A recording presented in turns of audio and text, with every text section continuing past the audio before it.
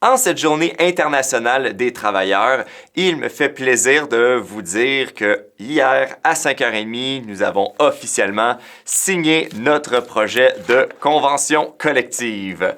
Ça veut dire qu'il y a des dates importantes qui s'en viennent. On va en parler dans la capsule et je vais aussi prendre du temps pour vous parler des projets qui s'en viennent cette année pour la mobilisation vie syndicale et l'information.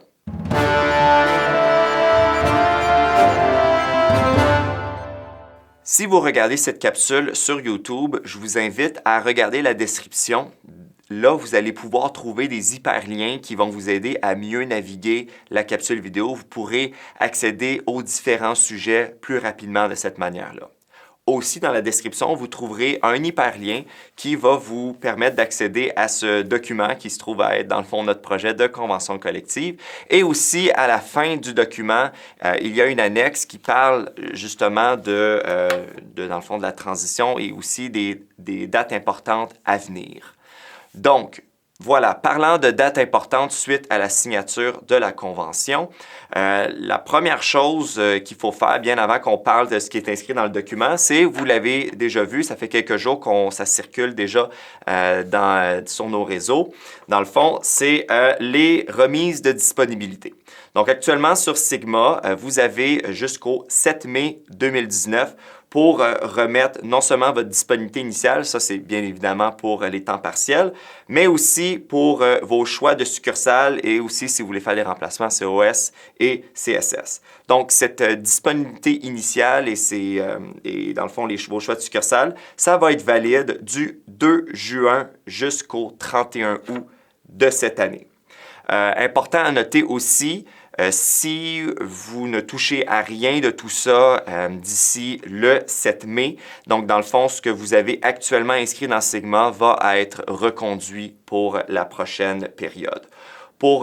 Si vous avez plus de questions là-dessus, vous voulez plus de détails sur comment faire le processus, tout ça, vous pouvez tout simplement aller sur notre site web, le www.semb-saq.net et de là, vous devriez voir il devrait y avoir une page qui devrait apparaître sur laquelle vous avez simplement besoin de cliquer et vous allez avoir là toutes les informations sur comment faire tout le processus pour changer vos disponibilités initiales.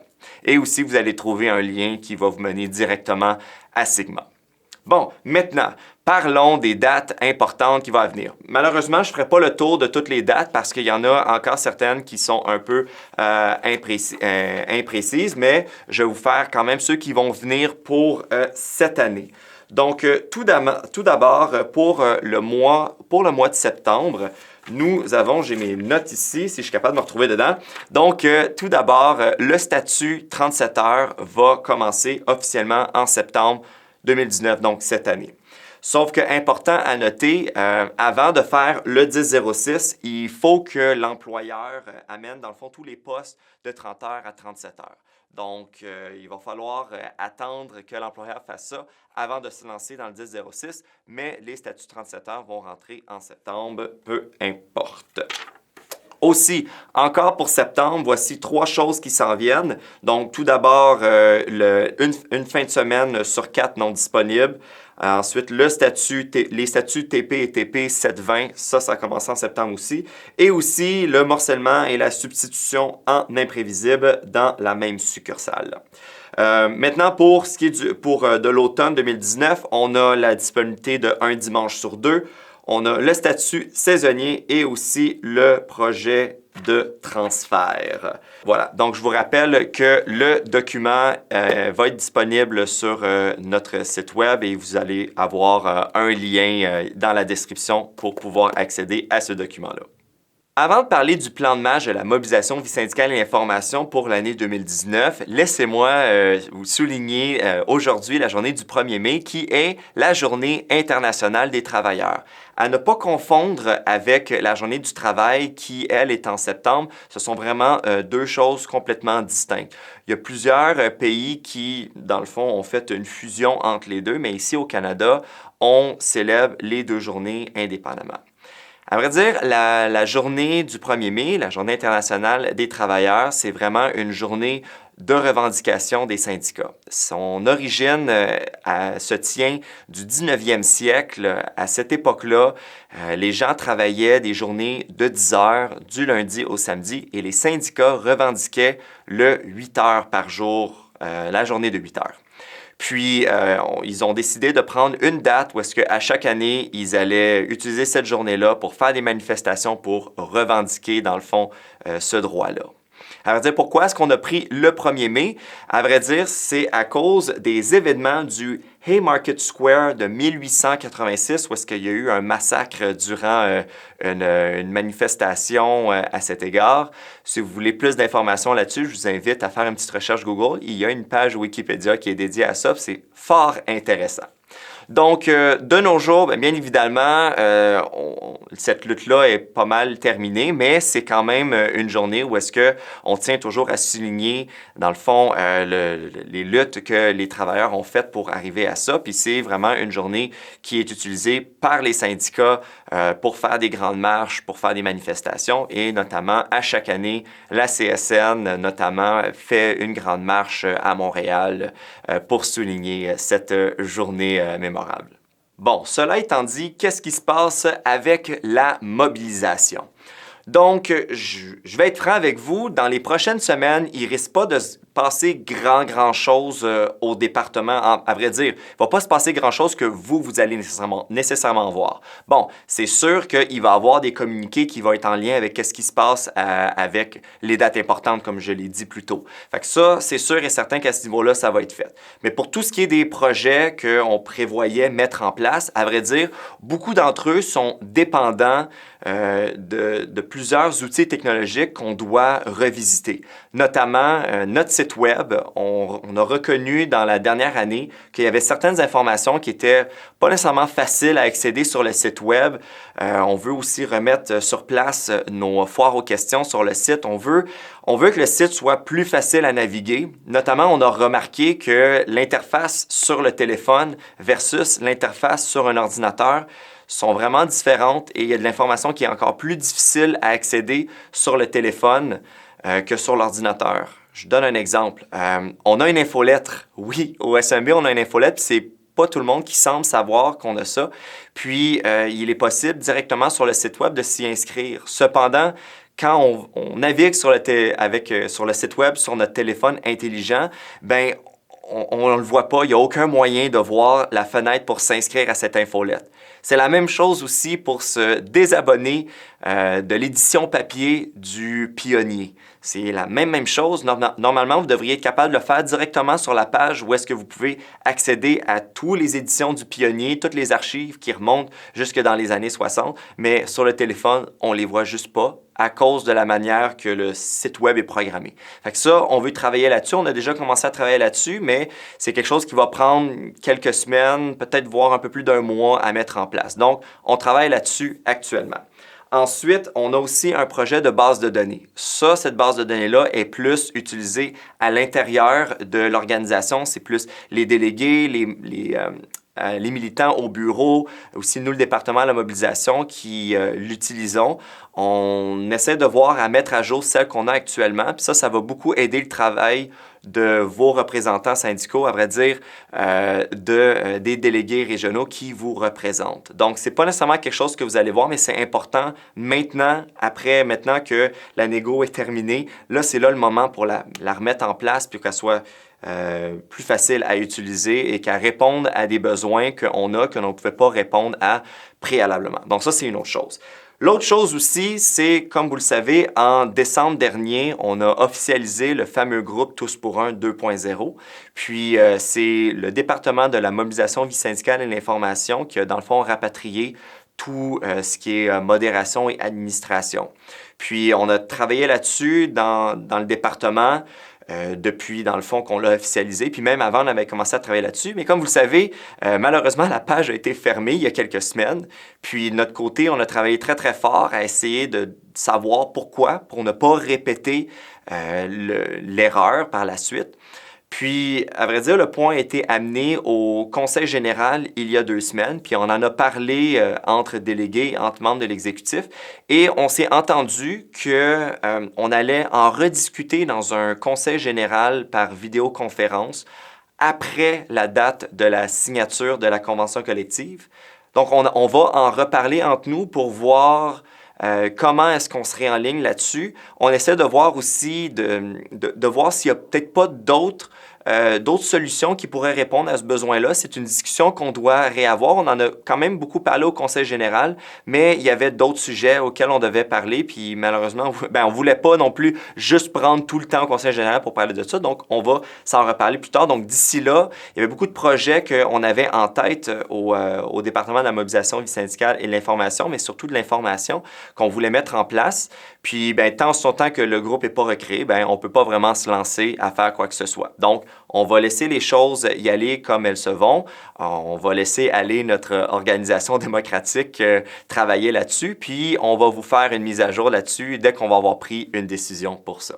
Au-delà de la mise à niveau de nos outils d'information et de communication dans l'organisation, le gros projet de 2019 à la mobilisation vie syndicale et information, c'est le projet de post-mortem de notre dernière négociation. Donc, c'est très important, quand un syndicat termine une négociation, c'est important qu'il fasse une rétrospective puis qu'il voit qu'est-ce qui a bien fonctionné, qu'est-ce qui a moins bien fonctionné, puis qu'est-ce qu'on pourrait faire ou travailler sur à l'avenir pour être encore plus prêt à un prochain conflit de travail. Donc, vous savez que notre négociation a duré 2 ans et notre projet de convention collective est de 6 ans. Donc, si on fait le calcul, ça fait qu'à partir de maintenant, il reste 4 ans avant notre prochaine négociation. Donc, il y a plusieurs trucs qu'on va devoir mettre en place et travailler sur dans les 4 prochaines années et c'est pour la raison pour laquelle on fait un post-mortem.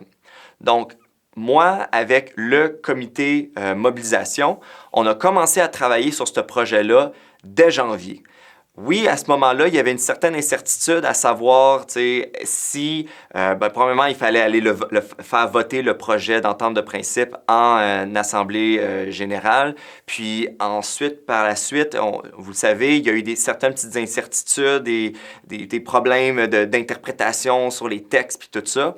Mais on s'était dit qu'il y avait un gros épisode de la négociation qui avait été fait. Puis s'il fallait qu'on retombe dans les moyens de pression, ça serait un deuxième épisode. Donc, on aurait commencé à travailler, on aurait fait au moins le post-mortem sur le premier épisode, puis on en aurait fait un autre sur le deuxième.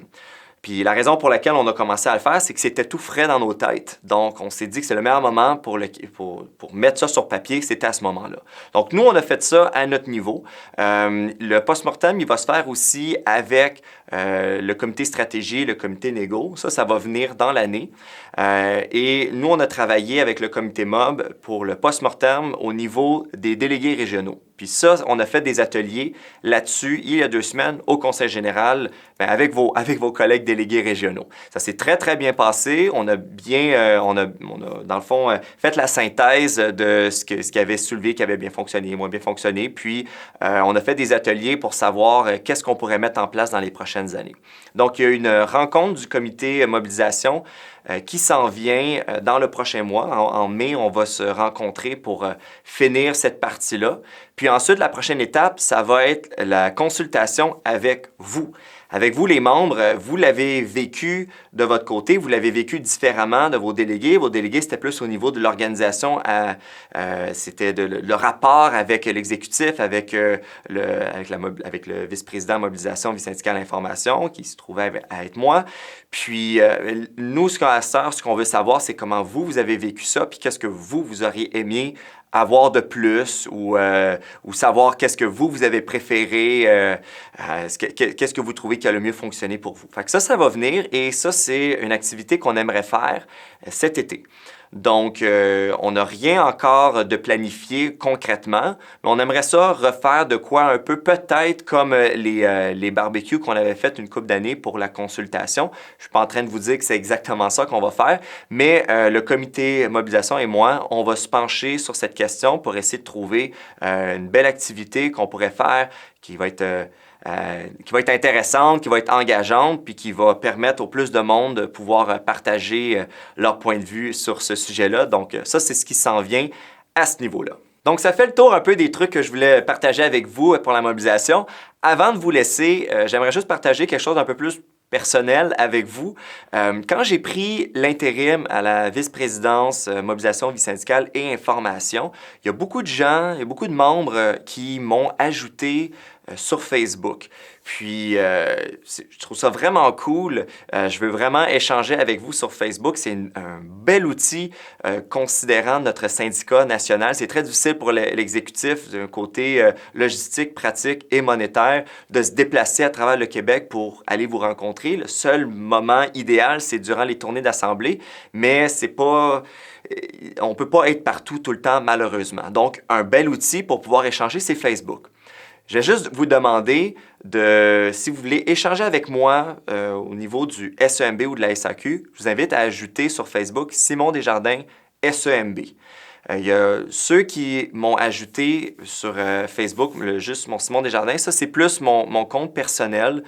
Ça se peut que je ne vous ai pas accepté votre demande d'amitié. C'est rien de personnel, c'est rien contre vous. C'est juste que j'ai une règle personnelle que sur mon Facebook personnel, si je n'ai pas rencontré la personne face à face, en personne, ben je les accepte pas. Il y a du monde qu'entre-temps, je les ai rencontrés puis j'ai fini par les accepter. Mais je vais demander à tout le monde de migrer. Ajoutez-moi sur Simon Desjardins, SEMB. Ça va me faire plaisir d'échanger avec vous. Même qu'au-delà de ça, si jamais vous voulez échanger avec moi sur des idées de projets de mobilisation, d'information, de vie syndicale, j'adore ça, échanger avec vous. C'est vraiment cool. Je veux vraiment que personne dans le réseau ait peur de m'appeler ou de m'écrire. J'adore ça, échanger avec vous, c'est vraiment cool. Fait que n'ayez jamais peur de m'appeler pour discuter avec moi. Puis si vous voulez m'écrire sur Facebook, faites-le sur Simon Desjardins SEMB. Donc voilà, tout est dit. Alors on va se revoir peut-être dans une capsule bientôt. Probablement que la prochaine capsule que vous allez voir, ça va être avec Katia et Simon Mathieu, où est-ce qu'on va vous parler davantage de qu'est-ce qui s'en vient avec toutes les dates importantes de notre nouvelle convention collective. Sur ce, je vous souhaite une excellente journée. Faites attention à vous en succursale. Au revoir.